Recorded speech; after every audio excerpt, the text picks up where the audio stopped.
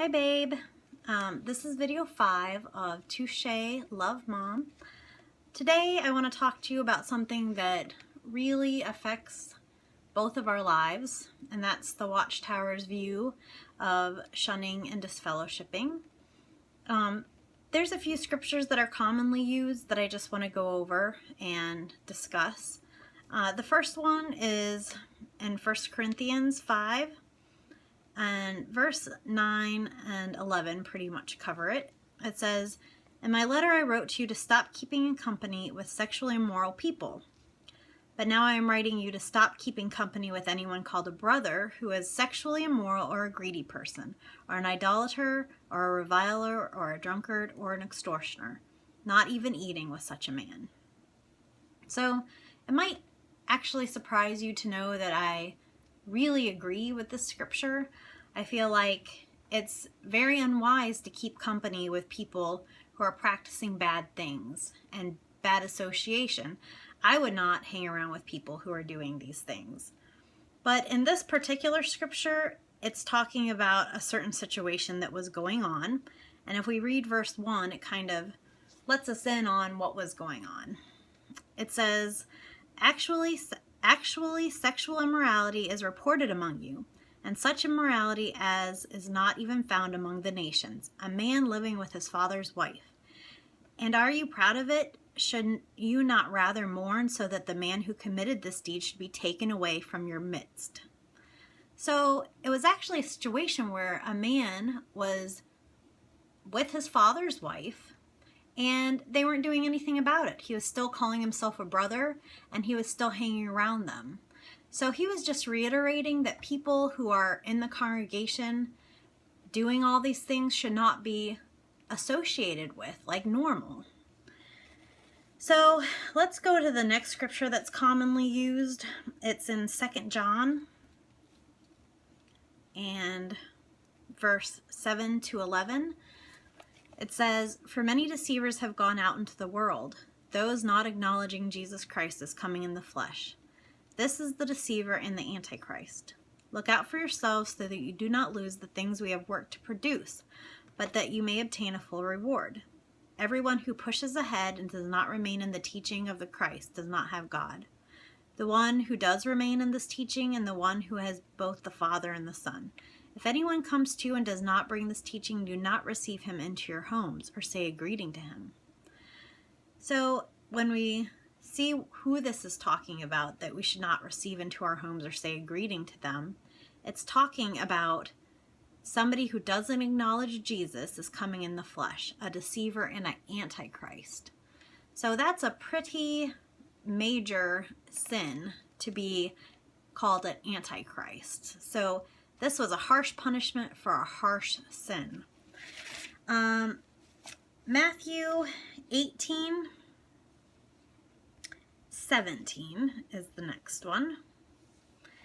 It says, "If he does not listen to them, speak to the congregation. If he does not listen to even the congregation, let him be to you just as a man of the nation, as a tax collector." This is talking about if a brother is sinning and you're trying to get him to listen to you and he refuses to listen, even as far as not even listening to the congregation. It says you should treat him as a tax collector, a man of the nations. And if we read in Matthew 9 and verse 10, it shows how Jesus treated those people. It says, "Later as he was dining in the house, look, many tax collectors and sinners came and began dining with Jesus and his disciples." So there's actually a lot of examples of being warned of who not to hang out with, which makes a lot of sense. But it also talks about a difference between hanging out with them or totally not talking to them at all. And that was reserved for people who were considered the Antichrist. So another interesting thing is when you research the Watchtower's history, they had an article actually in the Awake, January 8th, 1947, that talked about excommunication, which is the same thing as disfellowshipping. A few quotes from that article are, it says, excommunication, this means that you are looked upon with the blackest contempt by the Vatican, being cursed and damned with the devil and his angels. All who have been baptized are liable to excommunication, and those Protestants who have never belonged to the true church, since by their baptism they are really her subjects, though of course rebellious ones. This is talking about how the Catholic Church views people who are excommunicated. It goes on to say the authority for excommunication, they claim, is based on the teaching of Christ and the apostles as found in the following scripture. Yet,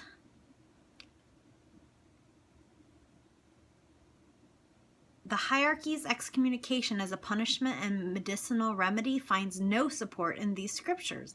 In fact, it is altogether a foreign Bible teaching. It says, where did it originate? The Encyclopedia Britannica says that a papal excommunication is not without pagan influence, and its variations cannot be adequately explained unless account be taken of several non-Christian analogues of excommunication. The superstitious Greeks believed that when an excommunicated person died, the devil entered the body, and therefore, in order to prevent it, the relatives of the deceased cut his body in pieces and boil them in wine. Even the Druids had a method of expelling those who lost faith in their religious superstitions. It was therefore after Catholicism adopted its pagan practices that this new chapter in religious excommunication was written. The weapon of excommunication became the instrument by which the clergy attained a combination of ecclesiastical power and secular tyranny that finds no parallel in history. So it's really quite a seething commentary to the Catholic Church that practiced this. It said it had no Bible principles involved in this. So that's kind of a change of what is taught today, that scriptures support this. Another interesting thing is the Awake in 2009 actually commented about changing your religion. And it says, no one should be forced to worship in a way that he finds unacceptable or be made to choose between his beliefs and his family. That really goes directly against what is happening today. Another part that I just think about is the basis of disfellowshipping or not hanging around people who are doing bad things is the principle of bad association spoils useful habits. So we'd want to hang around with people who are morally uplifting and have similar morals and values as us, which I am practicing. I have a very good moral life. I have a good family life. I'm a very loving, kind person. I treat my neighbors as myself. I feel like I do all the things that the Bible promotes. Now, you can't talk to me because I'm disfellowshipped, and that's it. It's not about my morals. Whereas if somebody never got baptized and are doing all the things that we read about, they would still be okay for you to talk to and hang out with. That doesn't really make sense to me. It kind of goes back to, I could give you an illustration of two children growing up in the same home. One decides to get baptized, usually as a child, and the other doesn't. As they grow up, they do the exact same thing. Let's just say they both smoke. One of them, who was baptized, is disfellowshipped and can no longer be associated with. Even if they change what they're doing, but decide not to go back into the religion, they're excommunicated, they're disfellowshipped. They lost their family. But the person who could continue to do the smoking or continue to do worse things is still okay for their family to hang out with. So in this way, it doesn't make logical sense. That's just a little brief part of this whole concept, and I want to go further into it in another video. I don't want it to get too long though. So until next time, I love you and I miss you, and I'll make another video later. Bye, hon.